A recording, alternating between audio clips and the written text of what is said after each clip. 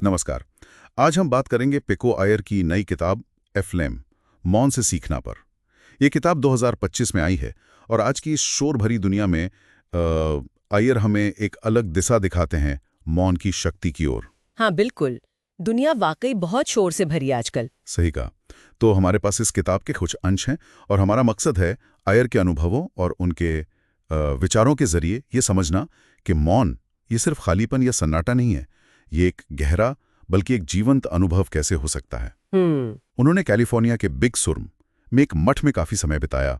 आप सोचिए, ऐसी जगह जहां कोई फोन नहीं, कोई बातचीत नहीं, बाहरी दुनिया का शोर लगभग खत्म, बिल्कुल बंद। हाँ, तो सवाल ये उठता है कि जब ये सारा बाहरी शोर, जब ये थम जाता है, तब असल में सुनाई क्या देता है?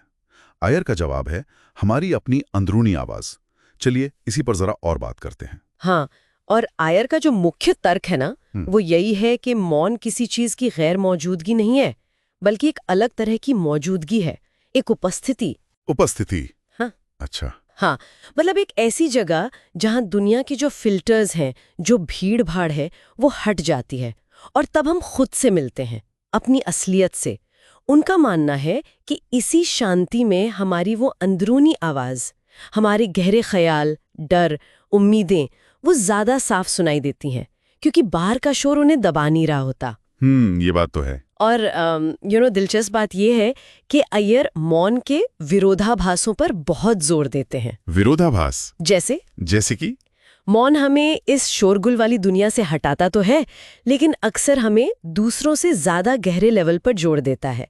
शायद इसलिए कि हम सच में सुनना सीखते हैं, बिना जजमेंट के। ओह, ये तो उल्टा लगता है सुनने में, है ना?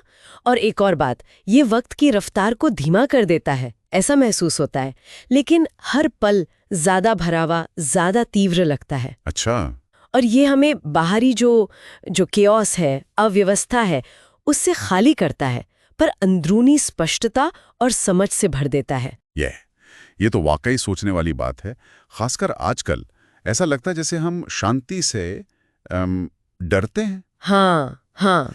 हम लगातार कानों में कुछ ना कुछ चाहते हैं, पॉडकास्ट, म्यूजिक या बस सोशल मीडिया स्क्रॉल करते रहना। ऐसा क्यों है? अय्यर यही चुनौती देते हैं कि भाई अगर हम सच में सुने तो हमें क्या सुनने का डर है? कहीं अपनी ही अंदरूनी आवाज सुनने से तो नहीं डरते? बिल्कुल, आपने एकदम सही पकड़ा।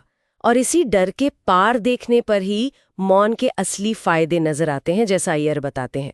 ये सिर्फ सुकून नहीं है। तो फिर क्या है? ये एक तरह की आंतरिक शक्ति है, एक लचीलापन, एक गहरी जागरूकता और स्वीकृति आती है, अपनी भी और दुनिया की भी। अय्यर ने अपने अनुभव से पाया कि मौन सचमुच हमारे नर्वस सिस्टम को शांत करता है, शायद इसलिए कि ये हमें लगातार कुछ करने के प्रेशर से हटाकर सिर्फ होने की स्थिति में ले आता है। होने की स्थिति? हाँ, और इससे क्या होता है, चिंता कम होती है, विचारों में स्पष्टता आती है और यहाँ तक कि रचनात्मकता भी बढ़ती है, क्योंकि मन को स्पेस मिलता है, वो नए कनेक्शंस बनाने के लिए आजाद होता है। आंतरिक शक्ति, रचनात्मकता, ये तो कमाल के फायदे हैं।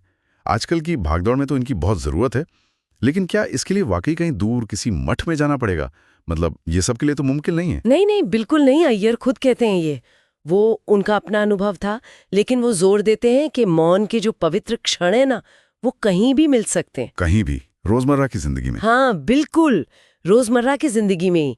शायद सुबह चाय पीते हुए बस खिड़की से बाहर देखना, बिना हेडफोन के टहलना, या बस अपनी डेस्क पर कुछ पल आंखें बंद करके बैठ जाना। अय्यर हमें याद दिलाते हैं कि छोटे छोटे पल भी हमें उस गहरी शांति से जोड़ सकते हैं। जरूरी है इरादा, जगह उतनी जरूरी नहीं। तो मतलब इरादा करके रोजमर्रा में ही वो शांति के छोटे छोटे लम्हे, उनको तराशना, ये तो प्रैक्टिकल लगता है, ये किया जा सकता है। हाँ बिल्कुल।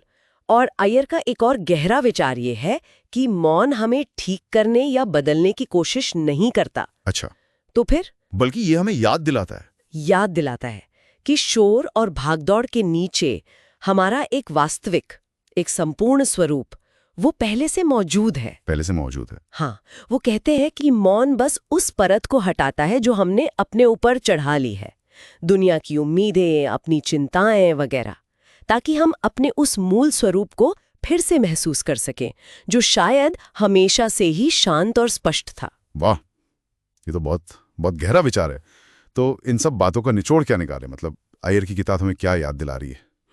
यही कि मौन सिर्फ बाहरी शोर से छुट्टी नहीं है, ये अपने अंदर झांकने का, स्पष्टता पाने का, समझने का और शायद खुद को हील करने का एक शक्तिशाली रास्ता है। सही। ये दिखाता है कि कैसे शांति हमें गढ़ सकती है, हमसे बात कर सकती है और आखिरकार हमें खुद से मिला सकती है।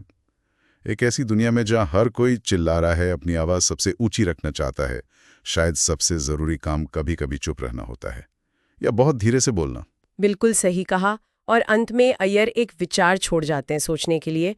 उनका मानना है कि जब बाहरी दुनिया की सारी परतें हट जाती हैं, उम्मीदें, दबाव, शोर, जब सब कुछ हट जाता है, तो जो बचता है वही सबसे शुद्ध सत्य होता है, हमारा अपना सत्य।